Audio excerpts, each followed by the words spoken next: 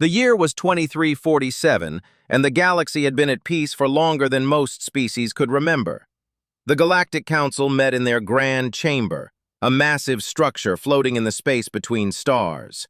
47 different alien races had seats at the long, curved table, each one representing civilizations that had conquered the stars thousands of years before humans even learned to write. Gregory Palmer sat at the human seat, feeling small despite his 6-foot frame. He had been Earth's ambassador for 3 years now, and still the other delegates rarely looked his way. To them, humanity was barely worth noticing. 80 years in the council meant nothing when some members had been there for 50,000. The chamber's lights dimmed, and a hologram appeared above the table. It showed a small green and blue planet spinning peacefully in space. Gregory leaned forward, studying it. "This is Varus 9, announced the council speaker, a tall being made of what looked like living crystal. "We have received a distress signal from the native population. They call themselves the Kelvins." The hologram shifted, showing images of the planet's surface. Gregory saw cities built from white stone, fields of golden crops, and people with silver skin walking through gardens filled with flowers. They looked almost human, except for their larger eyes and the way their skin seemed to shimmer in the sunlight. "What is the nature of the emergency?" asked the Xanathi ambassador, his 4 arms folded across his chest. The Xanathi were one of the oldest races, and they treated every council meeting like a waste of their precious time. "An asteroid cluster has entered their system," the speaker explained. "Our calculations show impact in 17 days. The Kelvins lack the technology to evacuate or defend themselves. Their population is approximately 8 million. Gregory felt his stomach tighten. 8 million people. He thought about his own children back on Earth, about the cities he had walked through, the faces he had seen. 8 million lives were about to end, and everyone in this room was talking about it like it was a math problem. "Have they achieved spaceflight?" asked the Krell delegate, a massive creature that looked like a floating jellyfish made of metal.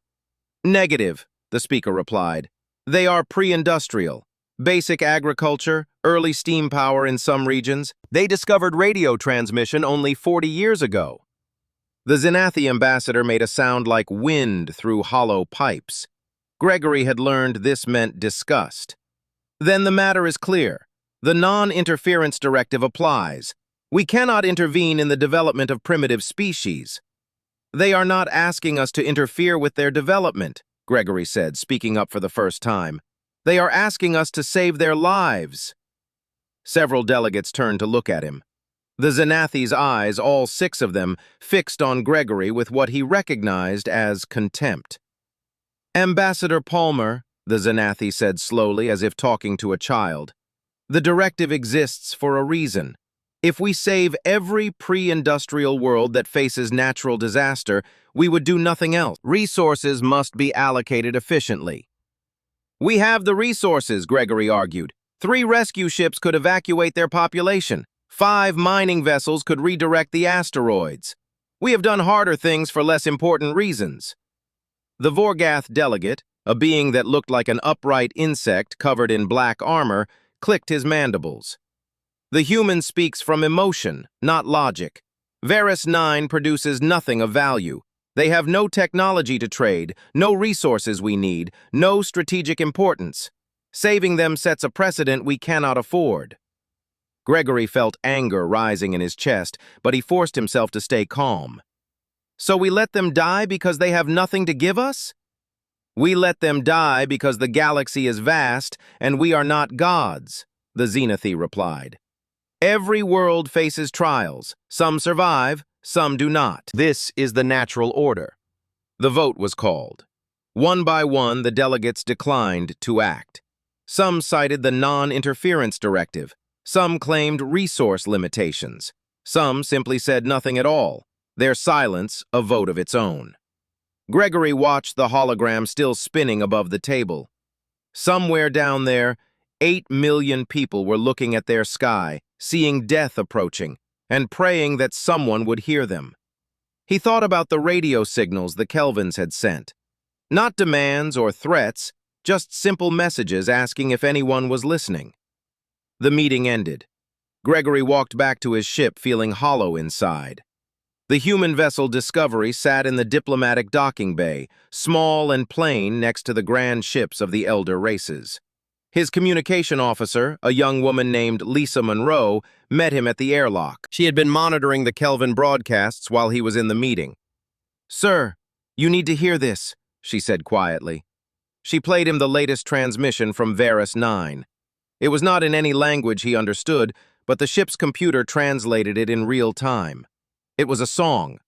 Hundreds of voices singing together, maybe thousands. The translation was simple and heartbreaking. "We do not know if anyone hears us.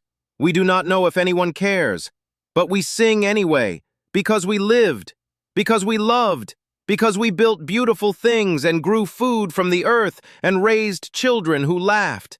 If this is our end, let someone know we were here. Let someone remember that we existed." Lisa had tears running down her face. Gregory realized his own eyes were wet. "The council said no," he told her. "I know," she replied. "I was listening to the chamber feed. Sir, we cannot just leave them." Gregory looked at her.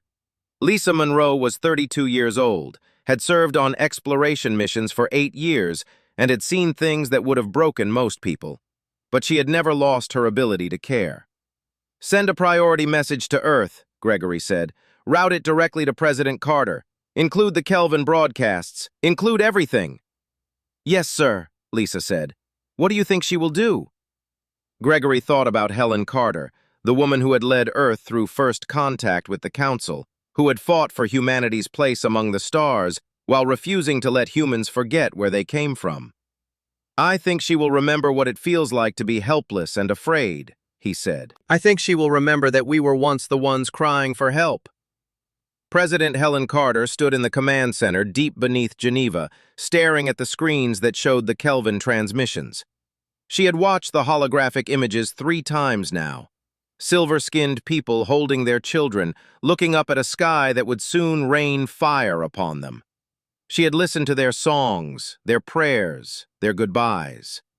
Around the conference table sat the leaders of Earth's military and scientific divisions. Admiral Richard Stone commanded the Defense Fleet. Dr. Benjamin Cross ran the Deep Space Research Program. Commander Patricia Hayes led the mining operations in the outer colonies. They were all waiting for her decision. "The Council has made their position clear," said Secretary of Defense Paul Martinez. "If we intervene, we risk our standing with the elder races." Helen turned away from the screens. "Our standing," she repeated quietly. "Paul, what good is standing with races that let 8 million people die because it is inconvenient to save them?" "Madam President, I am not saying we should not care," Paul replied. "I am saying we need to consider the consequences. We are still the newcomers. If we anger the Council, we could lose trading rights, scientific exchanges, access to jump gate networks." "Then we lose them," Helen said firmly. She looked around the table. "I want every available ship we have mobilized within the next 72 hours. Mining vessels, cargo haulers, research ships, everything that can make the jump to Varus 9. Dr. Cross leaned forward. "Madam President, with respect, we do not have warships capable of destroying an asteroid cluster that size. Our weapons are not designed for that kind of operation." "Then we find another way," Helen said. "We redirect them. We break them apart. We use every ship we have as a shield if we must. But we do not sit here and let those people die when we have the ability to try." Admiral Stone cleared his throat. "We have the cargo vessel Big Sky currently hauling supplies to the Mars colonies, Captain Jake Morrison. He is one of our best pilots. We also have Deep Fortune, the mining ship under Commander Hayes here, and the science vessel Explorer with a crew of 30. "That is not enough," Paul protested. 3 ships against an asteroid cluster? This is a suicide mission." Helen walked to the window that looked out over the city. Millions of people down there, living their lives, most of them not even aware that humanity was about to make a choice that would define what kind of species they would become. 80 years ago, when the Xenathi first made contact with us, do you remember what they said? Helen asked. They said humanity was violent, primitive, and not ready for the greater galaxy. They said we cared too much about emotion and not enough about logic. They were wrong about the violent part. We proved that. But caring about emotion? They meant that as an insult. I wear it as a badge of honor. She turned back to the table. Send out a general call to all human vessels in range. Make it voluntary. Tell them what we are doing and why. Let every captain decide for themselves. Within 12 hours, the responses started coming in. Jake Morrison of the Big Sky was the first to answer. His message was simple. I have a daughter. I want her to grow up in a galaxy where people help each other. Count me in. The explorer under Dr. Cross volunteered next. Then came something unexpected. Private vessels started calling in. The freight hauler Morning Star, the colony transport New Dawn, the repair ship Helping Hand. Captains and crews who had nothing to gain and everything to lose, all saying the same thing. They wanted to help. 72 hours after Helen's decision, 9 human ships gathered in orbit above Earth. It was not an impressive fleet by galactic standards. The ships were built for cargo and research, not combat or rescue operations. But they were all humanity had, and it would have to be enough. Lisa Monroe had been promoted to captain of the lead vessel, now renamed Wanderer.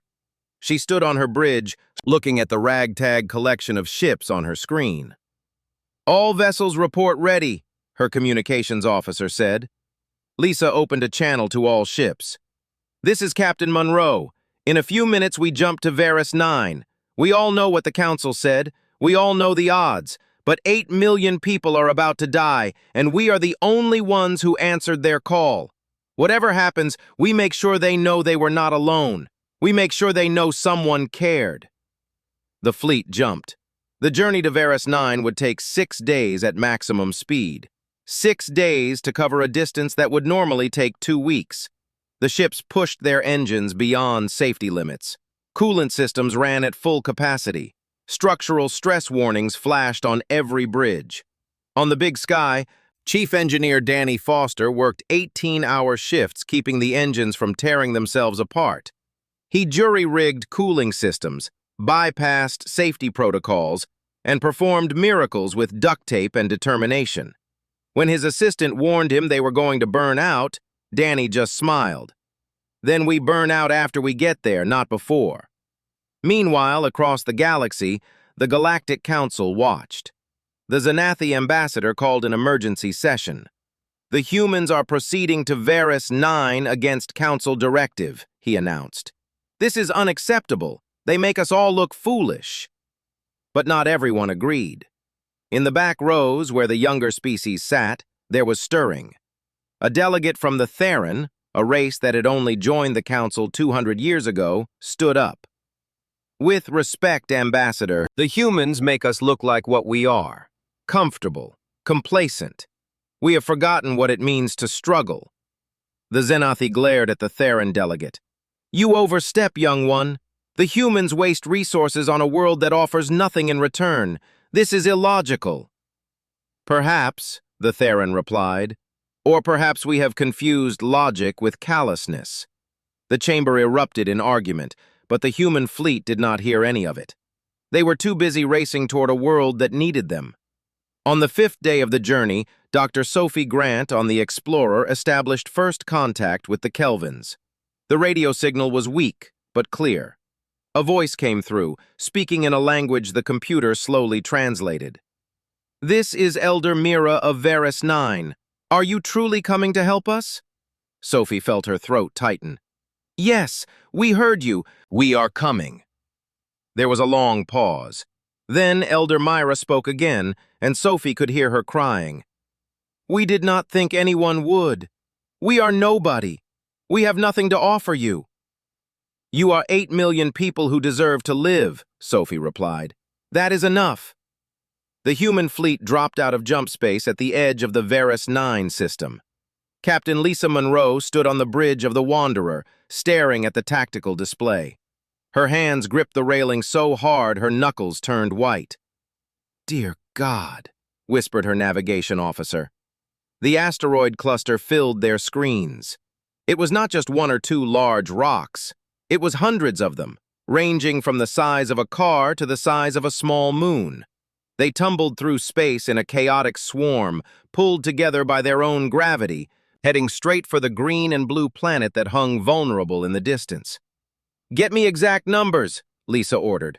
Her science officer worked quickly, fingers flying over the console. "Captain, the largest asteroid is 12 kilometers across. There are 47 others over 1 kilometer, hundreds of smaller ones. Total mass is beyond anything our weapons can handle." Lisa opened a channel to all ships. "This is Monroe.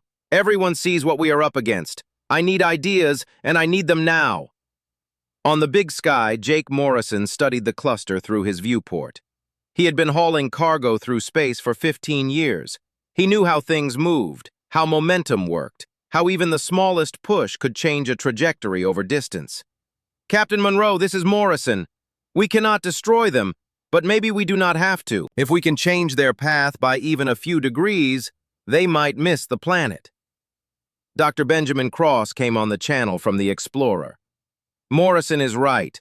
We have 11 days before impact. If we start now, small changes could be enough. But we need to focus on the big ones. The largest asteroids are what will cause extinction-level damage." "How do we move something 12 kilometers across?" asked Commander Patricia Hayes from Deep Fortune. "We cut it," Patricia answered her own question. "My mining ship has industrial cutting lasers. If we break the big one into smaller pieces, we change how it moves through space. Each piece will have its own trajectory." Lisa felt hope stirring in her chest. "All ships converge on the cluster. Science teams, I want detailed analysis of every asteroid over 1 kilometer. Find me the critical points. Find me where we need to push." The human fleet moved into position. It took 2 days of careful analysis and planning. Dr. Cross and his team worked without sleep, calculating trajectories, studying the asteroid's composition, finding the weak points where they could be broken or moved. On the surface of Varus 9, Elder Mira gathered her people. Through the telescopes they had built, the Kelvins could see the human ships taking position around the asteroid cluster. Ships so small they looked like insects next to the massive rocks. "They are really trying," said Terrell, Mira's son. He was young, only 20 in Kelvin years, with bright silver skin and eyes full of wonder. "Mother, they came all this way for us." Mira put her hand on his shoulder. "Yes, my son, and we will help them however we can." The operation began at dawn on the 3rd day. Commander Hayes took Deep Fortune directly into the cluster. Her ship was built for mining operations in asteroid fields, but never anything like this. The rocks tumbled and spun around her, each one a potential collision. "Easy does it," she murmured to her pilot. "Bring us alongside the big one." The Deep Fortune matched speed with the largest asteroid. Up close, it was like flying next to a small moon. The surface was gray and pitted, scarred by billions of years of impacts. "Deploy the cutting teams," Patricia ordered. Airlocks opened and crews in spacewalks emerged. They carried industrial cutting lasers and explosive charges. The plan was to cut the asteroid into sections, then use controlled explosions to push those sections apart, changing their trajectories. It was brutal, dangerous work. The asteroid's rotation meant the crews had to work fast before the surface they were on spun away. One mistake, one moment of bad timing, and they would be thrown into space or crushed. Ensign Kevin Brooks led one of the cutting teams. He was 24 years old, from a small town in Kansas, and he had joined the Space Service to see the stars. Now he was standing on a tumbling asteroid, placing explosive charges that could easily kill him if they detonated early. "Brooks, you need to move faster," came Patricia's voice in his helmet. "You have 3 minutes before that section rotates out of position." Kevin worked as fast as he dared. His hands shook inside his gloves. Behind him, 2 other crew members placed the final charges. Almost done. Just one more. The asteroid shuddered. Something had hit it, probably a smaller rock in the cluster. The impact sent vibrations through the surface. Kevin lost his footing. He grabbed for a handhold but missed. He started to drift away from the surface. "Brooks is loose!" someone shouted. Kevin activated his maneuvering jets, but they sputtered, damaged by debris. He was floating away from the asteroid, away from his team, with no way to stop himself. Then a hand grabbed his ankle. It was Carla Simmons, one of the other crew members. She had magnetic boots locked to the asteroid surface, and she held Kevin with one hand while securing her own position with the other. "I got you," she grunted. "But we need to go, now." She pulled him back, and together they scrambled away from the charges. 10 seconds later, the explosives detonated. The massive asteroid cracked along the lines they had cut. 5 huge sections began to drift apart, each one now on a slightly different path. But Kevin's left arm had been caught in the blast radius. The suit had protected him from the vacuum, but the explosion had shattered the bones. He screamed in pain. "Get him back to the ship," Patricia ordered. "Medical team, prepare for incoming wounded." Across the cluster, similar scenes played out. The human crews worked themselves to exhaustion. The cargo ship Morningstar used its towing cables to pull smaller asteroids off course. The Explorer fired its maneuvering thrusters in carefully calculated bursts, creating shock waves that pushed rocks into new trajectories. And on Varus 9, the Kelvins watched and decided they would not simply wait to be saved. Elder Mira called together the scientists and engineers. "What do we have that can help?" An old Kelvin named Dren stepped forward. "We have been building rockets, chemical propulsion. We hope to reach our moon someday. They are primitive, but they work." "How many?" Mira asked. 43 that are ready, maybe 60 if we work day and night." Terrell looked at his mother. "Let me pilot one. Let us show the humans they did not come here to save cowards." Mira wanted to say no, wanted to protect her son. But she saw the determination in his eyes and knew he was right. "Prepare the rockets," she said. "We fly with the humans."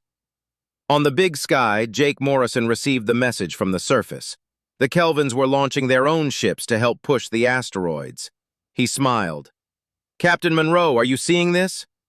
"I see it," Lisa replied, her voice thick with emotion. "They are flying with us." Jake watched his fuel gauge. The big sky was running on fumes, engines pushed far beyond their limits. Danny Foster had performed miracles to keep them running, but even miracles had limits. "Captain," Jake said quietly, "I have been running calculations. We have moved most of the cluster, but the main core, the really big piece, is still on target. We do not have enough power left to move it." "What are you saying, Morrison?" Jake looked at the photograph of his daughter Amanda that he kept on his console. She was 7 years old, gap-toothed and smiling, holding a model spaceship he had built with her. "I am saying there might be one more option," he said, "but you are not going to like it." Lisa Monroe knew what Jake Morrison was going to say before he said it. She had been running the same calculations on her own console, hoping she was wrong. But the numbers did not lie. "Morrison, no," she said firmly. "We will find another way." "There is no other way, Captain," Jake replied. His voice was calm, almost peaceful. "The main asteroid core is still on course. We have moved everything else, but that one piece is enough to kill them all. It is 12 kilometers of solid rock moving at 40,000 kilometers per hour. Dr. Cross broke into the channel. "Captain Morrison, if we combine all our remaining fuel and coordinate our engines, maybe we can generate enough thrust to—" "I already ran those numbers, Doc," Jake interrupted. "We would be short by 30%. But the big sky, if I overload the reactor and ram that rock at full speed, the explosion would provide the push we need. The math works."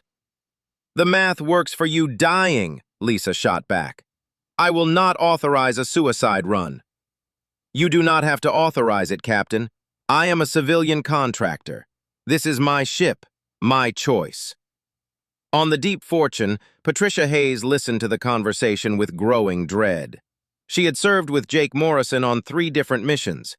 He had a daughter back on Earth, a little girl who waited for him to come home from every voyage. "Jake, think about Amanda," Patricia said softly. "She needs her father." There was a long pause. When Jake spoke again, his voice was rough with emotion. "I am thinking about her. I am thinking about what kind of galaxy I want her to grow up in. One where people help each other, or one where 8 million people die because nobody cared enough to try. Down on Varus 9, Elder Myra stood in the communications center, listening to the translated conversation. She understood what the human captain was proposing. A sacrifice. His life for her world. "No," she whispered. "We cannot ask this of him." But even as she spoke, she knew the truth. They had not asked. The human was offering freely. On the big sky, Danny Foster found Jake on the bridge. The chief engineer looked exhausted. He had not slept in 4 days, had worked miracles keeping the ship running, and now he was being told it was all for one final moment. "Captain, let me stay with you," Danny said. "You should not do this alone." Jake shook his head. "Danny, you have a wife waiting for you, kids. I need you to get on one of the escape pods and get clear." "With respect, sir, go to hell," Danny replied. "I have been keeping this old bird flying for 6 years. I will be damned if I let her make her last flight without me." Jake looked at his friend and nodded slowly. "All right, but everyone else goes. That is an order." The crew of the Big Sky gathered in the cargo bay. 15 people who had worked together, lived together, become a family among the stars. Jake stood before them trying to find the right words. "I know this is not what any of us signed up for," he began. "When we left Earth, we were just hauling supplies to Mars. Now we are here, about to do something that matters, something that will be remembered. I need all of you to get to the escape pods. Head for the Wanderer. Captain Monroe will get you home." A young crew member named Chris Peterson stepped forward. "Captain, we could draw straws. Let someone else." "No," Jake said gently. "This is my call, my responsibility. And honestly, Chris, I want to do this. I want my daughter to know her father died saving 8 million people. I want her to be proud of me." One by one, the crew embraced him. There were tears, but there was also pride. They understood. They did not like it, but they understood. Lisa Monroe watched the escape pods launch from the Big Sky. 14 pods, each one carrying a crew member to safety. Only 2 people remained on the cargo ship, Jake Morrison and Danny Foster. "Morrison, you have 20 minutes to change your mind," Lisa said. "We can still find another way." "Captain, stop trying to save me and start getting your ships clear," Jake replied. "When this reactor goes, the blast radius will be considerable." The human fleet pulled back, taking positions at a safe distance. The Kelvin rockets, crude but effective, finished their own pushes against the smaller asteroids and began their descent back to the planet. Terrell, Elder Mira's son, guided his rocket down through the atmosphere. Through his viewport, he could see the human cargo ship beginning its final approach to the massive asteroid. One tiny ship against a mountain of rock. "Mother, the human is really doing it," Terrell said into his radio. "He is going to die for us." Mira stood on the highest tower in the capital city. Around her, 8 million Kelvins watched their sky. They had telescopes pointed upward. They had screens showing the transmissions from the human ships. They all knew what was about to happen. "Then we will remember him," Mira said. "We will remember all of them, forever." On the Big Sky, Jake sat in the pilot's chair. Danny was in engineering, making the final adjustments to the reactor. They had bypassed every safety system, disabled every failsafe. When the ship hit the asteroid, the reactor would overload in a massive explosion. "All set back here, Captain," Danny reported. "Reactor is primed. We hit that rock and everything goes up." "Good work, Danny," Jake said. He pulled out the photograph of Amanda from his pocket. 7 years old, smiling, full of life and hope. "I am sorry, sweetheart. I wish I could see you grow up. But maybe this way you get to grow up in a better galaxy." He set the photograph on the console and gripped the controls. The asteroid filled his viewport now, a wall of gray rock that blotted out the stars. "All ships, this is Morrison. It has been an honor serving with you. Tell Earth we did good. Tell them we saved a world." Lisa Monroe's voice came through, thick with tears. "We will tell them, Jake. We will make sure everyone knows." Jake pushed the throttles to maximum. The Big Sky surged forward, engines screaming. The distance closed. 5 kilometers. 3, 1. "See you on the other side, Danny," Jake said. "Right there with you, Captain," Danny replied. The big sky struck the asteroid at full speed. For a fraction of a second, nothing happened. Then the reactor overload triggered. The explosion was visible from the surface of Varus 9, a new star blooming in the sky. The massive asteroid shattered. Chunks of rock flew in all directions, their trajectories completely changed. The core that would have destroyed Varus 9 broke into 1,000 pieces, each one now veering away from the planet. On the Wanderer, Lisa Monroe watched the explosion fade. Her crew stood silent around her. No one spoke. No one knew what to say. On Varus 9, 8 million voices rose in a song of mourning and gratitude. They sang for Jake Morrison and Danny Foster, two humans who had given everything for people they had never met. Elder Mira wept openly. Around her, the entire city wept. They had been saved, but the cost had been terrible. In the Galactic Council chamber, the delegates watched in stunned silence. The human had actually done it. He had sacrificed himself to save a primitive world that offered nothing in return. The Zenithie ambassador had no words. For the first time in his long life, he felt something he did not recognize: shame. 6 months had passed since the Big Sky's final flight. Lisa Monroe stood on the bridge of a new ship, larger and better equipped than the Wanderer had been. The Humanitarian Response Fleet, they called it now. 12 ships crewed by humans and volunteers from other species who had been inspired by what happened at Varus 9. She had been promoted to Admiral, though the title still felt strange. She was only 33 years old, and now she commanded a fleet dedicated to answering distress calls that the Galactic Council ignored. "Admiral, we are approaching Varus 9, her navigation officer reported. Lisa looked out at the planet that had changed everything. It looked peaceful now, the asteroid cluster long gone, but she knew what they would find on the surface: a world transformed by grief and gratitude. The fleet entered orbit and Lisa prepared to shuttle down to the surface. Dr. Benjamin Cross joined her, along with Commander Patricia Hayes and a dozen other officers. They wore their dress uniforms, dark blue with the new symbol of the humanitarian fleet on their shoulders, a silver hand reaching toward a star. The shuttle descended through white clouds and emerged over a landscape of golden fields and white stone cities. But something was different now. Lisa could see new structures being built, towers made of metal and glass rising beside the traditional stone buildings. Roads that had once been dirt were now paved. The Kelvins were advancing rapidly. Elder Mira waited for them at the landing pad. She looked older than the holographic images Lisa had seen 6 months ago. Her silver skin had lines of worry and grief, but her large eyes were bright with warmth. "Admiral Monroe," Mira said, embracing Lisa in the Kelvin way, pressed their foreheads together. "Welcome home." The words struck Lisa deeply. Home. This was not her world, but Mira meant it sincerely. "Thank you, Elder Mira," Lisa replied. "Your world looks different." Mira smiled sadly. "We have been learning much from the technology archives your Dr. Cross left with us, but we are careful. We do not want to lose who we are in the rush to advance.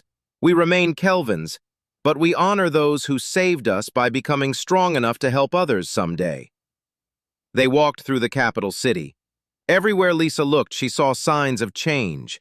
Kelvins working with human advisors to build solar power stations. Children attending new schools where they learned mathematics and science alongside art and music. But the gardens remained. The flowers still bloomed, and the people still sang their beautiful songs. In the center of the city stood a monument. It was massive, carved from a rare mineral that shimmered like starlight. The statue showed the big sky, rendered in perfect detail, flying toward the stars. At the base were carved 2 names in 100 different languages: Jake Morrison and Danny Foster. Lisa stood before it, her throat tight. She had attended the memorial service on Earth, had delivered Jake's personal effects to his daughter Amanda. The little girl had hugged her and asked if her daddy had been brave. Lisa had told her yes, the bravest man she had ever known. "We sing to them every morning," Mira said softly. 8 million voices every dawn. We want their spirits to know they are not forgotten. Their families will be honored to know that, Lisa said. Mira led them to the council building, where Kelvin leaders had gathered. But they were not alone. On the screens, dozens of faces appeared, representatives from other species, the Theron, the Qua, the Millith, and others Lisa did not recognize. Captain Voss of the Theron spoke first. His species looked almost reptilian, with green scaled skin and bright orange eyes. "Admiral Monroe, the Theron Council wishes to formally join your humanitarian fleet. We offer 3 ships and their crews." One by one, the other species made similar offers. Ships, crews, resources, technology.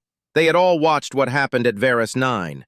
They had all seen the Galactic Council's cold calculations, and they had all decided they wanted to be part of something different.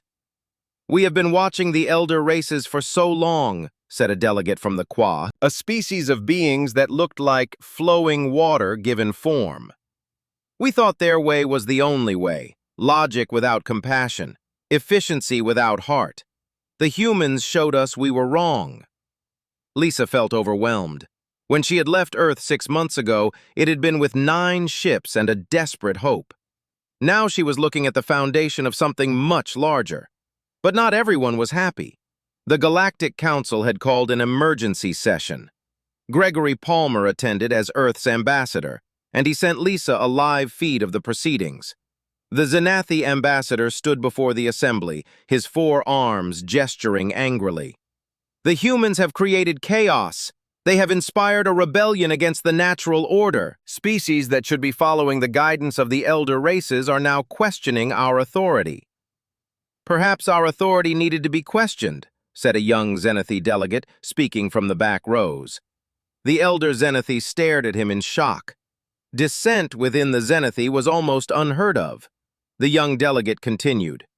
"I am 10,000 years old, barely an adult by our standards. But even I remember when our species was young and struggling. We called out for help once, long ago. Someone answered. We have forgotten that. The humans remember." The Vorgath delegate rose. "The Xanathi propose we expel humanity from the Council for their unauthorized action at Varus 9. I call for a vote." Gregory Palmer stood. "Before you vote, I ask that you listen to something." He played the audio of the Kelvin broadcast from 6 months ago. The song of 8 million voices facing death, asking only to be remembered. Then he played the current morning song, 8 million voices singing thanks to 2 humans who had saved them. "The question before you is simple," Gregory said. "Do you want to be part of a galaxy where those songs end in silence? Or do you want to be part of a galaxy where someone answers?" The vote was called. The motion to expel humanity failed, not by a small margin, but decisively. For the first time in recorded history, the elder races did not have absolute control of the Council. More than that, a new proposal passed. The Varus Accords, named after the world that started it all. A framework that said intervention to save lives was not just permitted, but encouraged. That compassion was not weakness, but strength. Lisa watched the vote from Varus 9, surrounded by Kelvins and her crew. When the results came through, cheers erupted. Patricia Hayes hugged her. Dr. Cross had tears streaming down his face. 1 year after the rescue, they dedicated Morrison Station. It orbited Varus 9, a massive facility that would serve as the headquarters for the humanitarian fleet and a training center for rescue operations. Lisa stood at the observation deck during the dedication ceremony.